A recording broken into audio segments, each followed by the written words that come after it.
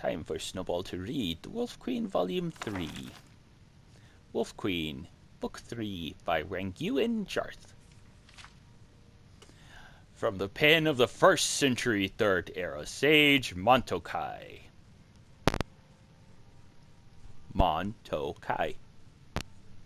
3E98. The Emperor Pelagius Septim II died a few weeks before the end of the year, on the 15th of Evening Star, during the Festival of Northwind's Prayer, which was considered a bad omen for the Empire. He had ruled over a difficult 17 years in order to fill the bankrupt treasury. Pelagius had dismissed the Elder Council, forcing them to buy back their possessions. Several good but poor counselors had been lost. Many say the emperor had died as a result of being poisoned by a vengeful former council member.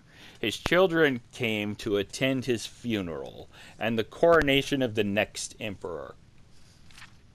His youngest son, Prince Magnus, 19 years of age, arrived from Almaxia, where he had been a counselor to the royal court. 21-year-old Prince Sepphoris arrived from Galain with his Redguard bride, Queen Bianchi. Prince Antichus, at 43 years of age, the eldest child and heir presumptive, had been with his father in the imperial city. The last to appear was his only daughter, Potema, the so-called Wolf Queen of Solitude. 30 years old and radiantly beautiful, she arrived with a magnificent entourage accompanied by her husband, the elderly King Mantiarco, and her year-old son Uriel. All expected Antiochus to assume the throne of the empire, but no one knew what to expect from the Wolf Queen. 3E99. Lord Vulcan had been bringing several men to your sister's chambers late night every night this week, offered the spy master. Perhaps if her husband were made aware. My sister is a devotee of the conqueror gods Remain and Talos, not the love goddess Debilla. She is plotting with those men, not having orgies with them. I'd wager I've slept with more men than she has. Laughed Antiochus, and then grew serious. She's behind the delay of the council offering me the crown. I know it. 6 weeks now, they say they need to update records and prepare for the coronation. I'm the emperor. Crown me and to oblivion with the formalities. Your sister is surely no friend of yours, your majesty. But there are other factors at play. Do not forget how your father treated the council. It is they who need following, and if need be, strong convincing. The spy master added with a suggestive stab of his dagger. Do so, but keep your eye on the damnable Wolf Queen as well. You know where to find me. At which brothel, your highness? Inquired Spymaster. Today, being Fridas, I'll be at the Cat and Goblin. The Spymaster noted in his report that night just a moment.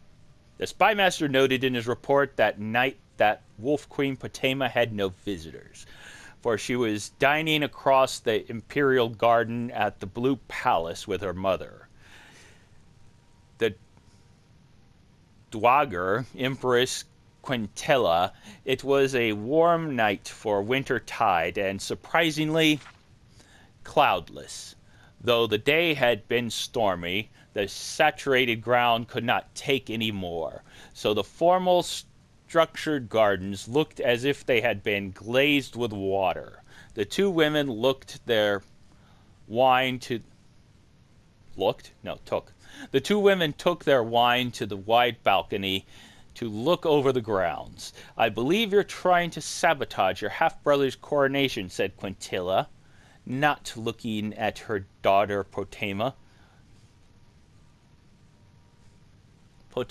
Not looking at her daughter, Potema saw how the years had not so much wrinkled her mother as faded her, like the sun on a stone. "It's not true," said Potema, "but would it bother you very much if it were true? Antiochus is not my son. He was 11 years old when I married your father, and we've never been close. I think that being heir presumptive has stunted his growth. He is old enough to have a family with grown children, and yet he spends all of his time at debauchery and fornication. He will not make a very good emperor." Quintilla sighed and then turned to Potema.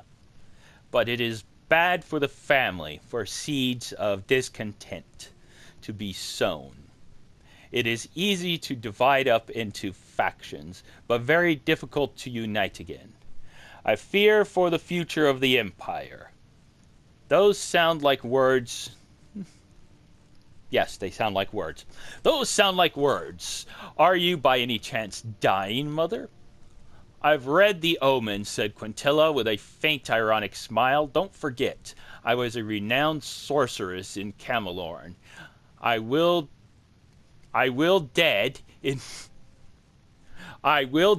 a few months' time." Okay, I'm reading it as it is. "I will dead in a few months' time, and then not a year later. Your husband will die. I will only regret that I will not live to see your child, Uriel, assume the throne of solitude." "Have you seen whether Potema—" stopped, not wanting to reveal too many of her plans, even to a dying woman. "Whether he will be emperor. I know the answer to that, too, daughter. Don't fear, you'll live to see the answer, one way or the other. I have a gift for him when he is of age." The Dogar Empress removed a necklace with a single great yellow gem from around her neck. "It's a soul gem infused with the spirit of a great werewolf. Your father and I defeated in battle 36 years ago. I've enchanted it with spells from the School of Illusions, so its wearers may charm whoever he chooses. An important skill for a king." "And an emperor," said Potema, taking the necklace. "Thank you, mother." An hour later, passing the black branches of the sculpted dowd shrubs, Potema noticed a dark figure, which vanished into the shadows under the eaves at her approach. She had noticed people following her before. It was one of the hazards of life in the imperial court. But this man was too close to her chambers. She slipped the necklace around her neck. "Come out where I can see you," she commanded. The man emerged from the shadows, a dark little fellow of middle-aged dress in black dyed goatskin. His eyes were fixed, frozen under her spell. "Who do you work for?" "Prince Antiochus.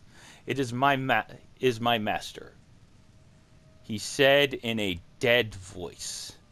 "I am his spy." A plan formed. "Is the prince in his study?" "No, milady." "And you have access?" "Yes, milady." Potema smiled wildly. She had him. Lead the way. The next morning the storm reappeared in all its fury.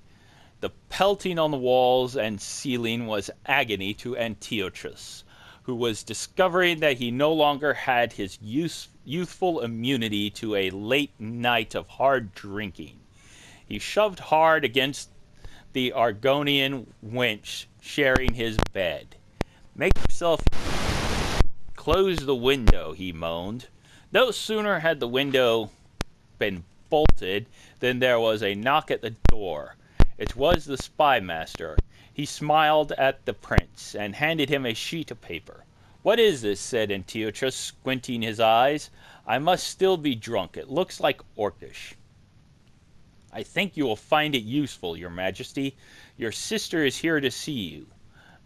Antiochus considered getting dressed or sending his bedmate out, but thought better of it. Show her in, let her be scandalized. If Potema was scandalized, she did not show it. Swathed in orange and silver silk, she entered the room with a triumphant smile, followed by the man-mountain, Lord Voken. Dear brother, I spoke to my mother last night, and she advised me very wisely. She said I should not battle with you in public, for the good of our family and the empire. Therefore, she said, producing from the folds of her robe a piece of paper, I am offering you a choice. A choice, said Antiochus, returning her smile. That does sound friendly. Abdicate your rights to the imperial throne voluntarily, and there is no need for me to show the council this. Potema said, handing her brother the letter. It's a letter with your seal on it, saying that you knew that your father was not Pelagius Septim II, but the royal steward Fonducuth. Fonducuth? Now, before you deny writing the letter, you cannot deny the rumors, nor that the imperial council will believe that your father, the old fool, was quite capable of being cuckolded.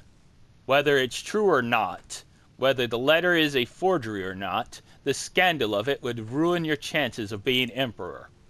Antiochus' face had gone white with fury. Don't fear, brother, said Potema, taking back the letter from his shaking hands. I will see to it that you have a very comfortable life, and all the horrors your heart or any other organ desires. Suddenly Antiochus laughed. He looked over at his spy master and winked. I remember when you broke into my stash of Khajiit erotica and blackmailed me. That was close to 20 years ago.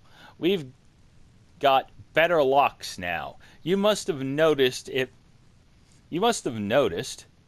must have killed you that you couldn't use your own skills to get what you wanted. Potema merely smiled. It didn't matter. She had him. You must have charmed my servant here into getting you into my study to use my seal. Antiochus smirked. A spell, perhaps, from your mother, the witch. Potema continued to smile. Her brother was cleverer than she thought. Did you know that charm spells, even powerful ones, only last so long? Of course you didn't. You never were one for magic. Let me tell you, a generous salary is a stronger motivation for keeping a servant in the long run, sister. Antiochus took out his own sheet of paper. Now I have a choice for you. What is that? Said Potema, her smile faltering. It looks like nonsense, but if you know what you're looking for, it's very clear. It's a practice sheet, your handwriting, attempting to look like my handwriting. It's a good gift you have. I wonder if you haven't done this before, imitating another person's handwriting. I understand a letter was found from your husband's dead wife saying that his first son was a bastard. I wonder if you wrote that letter. I wonder if I showed this evidence of your gift to your husband, whether he would believe you wrote that letter in the future. Dear Wolf Queen, don't lay the same trap twice. Potema shook her head, furious, unable to speak. Give me your forgery and go take a walk in the rain. And then, later today, unhatch whatever other plots you have to keep me from the throne.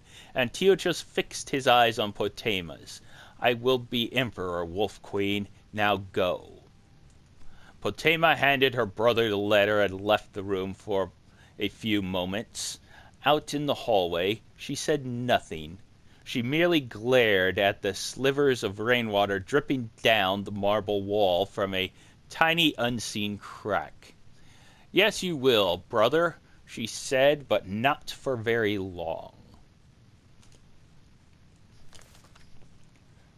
And that was Snowball reading The Wolf Queen in a dramatic manner. Volume 3. Have a good day. Bye-bye.